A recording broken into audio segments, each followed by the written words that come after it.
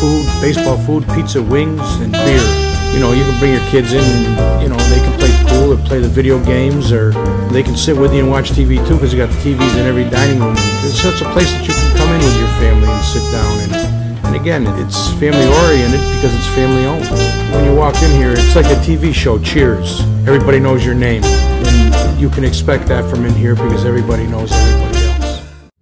Sideline Guys, back on SidelineGuys.recordernews.com. Adam Schinder and Mark Robarge, here as we are twice every week. Brought to you, as always, by our good friends at Crystal Ristorante, 72 Lion Street in Amsterdam, for some of the best pizza you will find in the entire Capital District. And speaking of the Capital District, some big Capital District baseball the next couple of days. One game Wednesday at Shuttleworth Park in Amsterdam.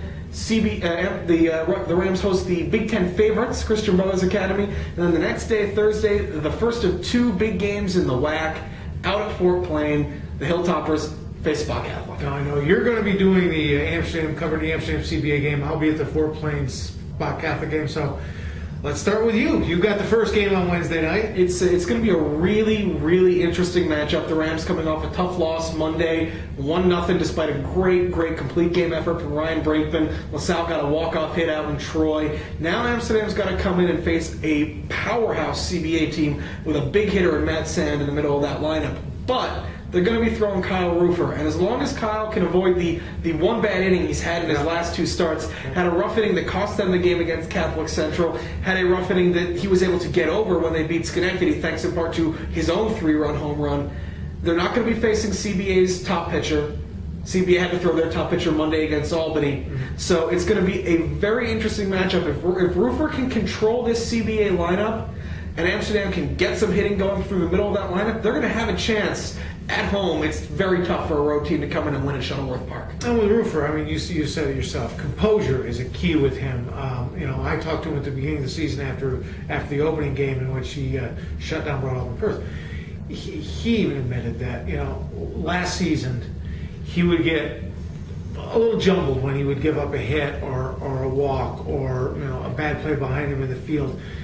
He's worked, it's one of the things that he's worked on is not letting those things get to him, and that'll be a key because you know there's going to be a moment against CBA where things are going to start to become a little unraveled. And if he can deal with that and if he can keep his composure and bear down, Amsterdam has a chance to win this game. And with good pitching can keep you in any game. Absolutely. And if he deals with the middle of that lineup, like he dealt with the middle of Schenectady's lineup back on Thursday, struck out their cleanup hitter Isaiah Herring 3 times, struck him out on 9 fastballs, just threw it right by him. He's revved that fastball up a couple of miles an hour in the offseason. It's been really evident. And with his kind of funky delivery, yes, he can keep guys off balance, and that's going to be the key. Absolutely. Now, the next night out in Fort Plain, two of my favorite baseball coaches going at it once again as they've done countless times over the last 2 decades. Fonzie Lambert of Spa Catholic, Craig Phillips of Fort Plain. As entertaining as we talk about Craig being on the basketball court, you ain't seen nothing until you've seen him managing a baseball game. This is his true love. Baseball is Craig's true love by the fact that he is the winningest coach in Section 2, if not New York State. All in New York State. And Fonzie Lambert is probably not only almost as entertaining as Craig, but is every bit as good. And he has a little bit of an advantage being a private school as well. And this should be, I think, we're not positive what the pitching matchup is going to be, but we think this is going to be a matchup of aces. I think it's going to be Javen Weaver for Fort Plain, the McDonough kid for Spa Catholic going to go out there. And if you want to know anything about this McDonough kid, the first outing of the season against Sharon Springs, who granted is far from the top of the league, this McDonough kid faced 21 batters, struck out 20 of them. That's not bad. Not a bad day at the office at all. Billy McDonough, really a terrific pitcher. And when you throw in the fact that they also have Dylan Anderson, who was their big game pitcher. I was going to say, and he was the one who was going to be their ace this year. Junior last year. And this is a team that so far this season has outscored its opponents 98-2 in 4 games. And they're doing it without one of their best offensive players. Dale Long is not playing this season.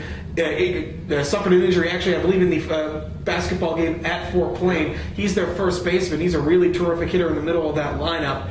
But it's been 2 teams. Fort Plain, ever since losing their opening game to Schoharie, has been on an absolute roll. Won 3 games last week. They've been really playing well. Javen Weaver he's only made 2 starts this season, and every win now is one step closer to 650 for Frank Phillips. Unbelievable number. And with Jamin, he had a rough outing his first time out, and he admitted that he was having problems with his command and his control in that first game.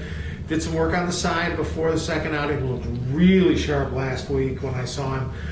I really think this is going to be this may turn out to be the game of the year out here. Yeah, and I've been to a couple of these games the last few years. Went out to Geyser Field, now Veterans Memorial Park out in Saratoga. A couple of years ago when Dan Weizak went out and threw a brilliant game to beat Spa Catholic. Last year at Fort Plain, saw Dylan Anderson outduel Javen Weaver.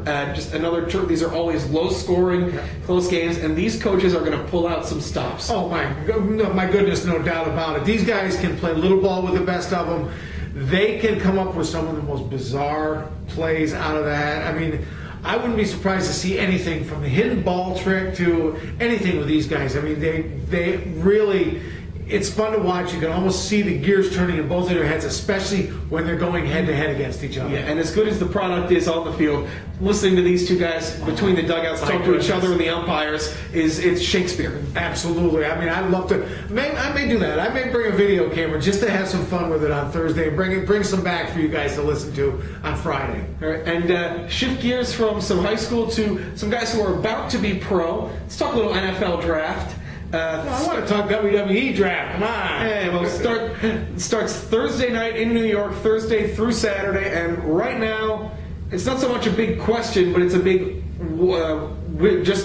waiting for it to happen. Cam Newton, everyone believing the Auburn quarterback will go number 1 to the Carolina Panthers. Well, I bow down to you on this. I'm not the draft guy. I know. I'm going to let you put your Mel Kiper on, and I'm going to just ask you some questions. So we start out, Cam Newton, almost a foregone conclusion going to Carolina at this point, which surprises me because I really have a hard time. So why are they giving up on Jimmy Clausen after just 1 season? I don't know if it's so much as giving up on Jimmy Clausen. I mean, notwithstanding the fact how bad all of Carolina's quarterbacks were a year ago. Well, how bad all of Carolina was, period. But you look at the Panthers, and they're in a division where they've got Drew Brees, Matt Ryan, and an up-and-coming Josh Freeman as the other 3 quarterbacks. They need someone. That franchise is just in desperate need of some kind of energy, and they're banking on Cam Newton's hype to carry them over. But, I mean, it's pretty common knowledge that you're looking at a 3-year cycle to get a quarterback up to the point where you can really make an accurate determination on his quality or not. They have so many other needs. Why not give Clausen the chance and fill in their needs? Fill in the blank. I mean, they have needs everywhere. The only other thing you can really say about it, and it's a guy like Marcel Darius from Alabama, who, in my opinion, is probably the best overall player in this draft. Might be a better fit for their needs, but remember, this is a new coaching staff coming in. This new coaching staff did not pick Jimmy Clausen. Maybe Ron Rivera would have been a guy who would have never put his hands on Jimmy Clausen if he had been in control last year. So if they want the quarterback, they want Newton just as a guy they're banking on potential. Okay, next question for you. We'll drop not too much farther down the list. How about the Bills? The Bills, well, if Cam Newton drops to the Bills somehow, especially if Carolina trades out, which is a possibility, the Bills will take Cam Newton. If not, it's probably going to come down to either Von Miller, who is outside pass rushing linebacker from Texas A&M, or Blaine Gabbert, the quarterback from Missouri. I think the Bills go with Miller and then try and get back into the first round with a trade, pick up a guy like TCU's Andy Dalton or Florida State's Christian Ponder to be their quarterback to mold behind Ryan Fitzpatrick. I know a lot of people have said over the last couple of years that the one thing the Bills need, obviously they haven't had a franchise quarterback since the days of Jim Kelly, but a lot of the Bills fans I talk to seem to think that that's the biggest thing they need for status as much as anything else, because it's hard to look at fear at a team with Ryan Fitzpatrick as your starting quarterback. He's a Harvard man. All right. How about a little farther down? I believe they're 17, the New York Giants. New York Giants, 17 or 19. Somewhere in that neighborhood. Right along that area of teams that just missed out on the playoffs. And the Giants are a strange team. One, because they usually draft on talent instead of need, and 2, because there's no absolute glaring need other than maybe the linebacker position, which is hilariously weak in this year's draft. They probably go offensive line, and considering Tom Coughlin's affinity for Boston College players, I will say they go with Anthony Costanzo, the offensive tackle from BC. And finally, way down at number 30, right? Yeah. New York Jets. With the Jets, They're going to go defense. I think they go defensive line if they can. A guy like Phil Taylor, a nose tackle from Baylor, help fill that gap left by Chris Jenkins, or they go pass rush. Okay.